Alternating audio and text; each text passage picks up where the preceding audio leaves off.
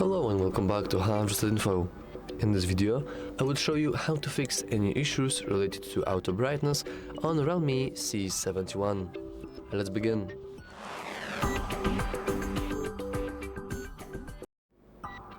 We can start with simply checking if we have our auto brightness enabled. We can easily do that by simply expanding our control center. As you can see here at the top we have brightness bar. In order to switch to auto brightness, all you want to do is simply click it, especially click on the icon. Now, as you can see, a little A appeared and it stands for automatic. If for some reason you cannot do that, you can always go to the settings.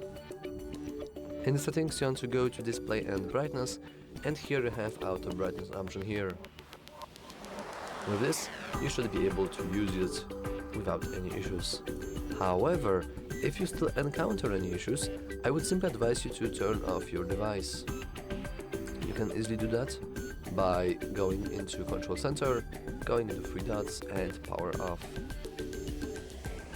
I know that restarting sounds kind of silly, but when you restart your phone, you also restart every single system on its phone, including the hardware and including sensors that are responsible for automatically adjusting brightness depending on your surroundings.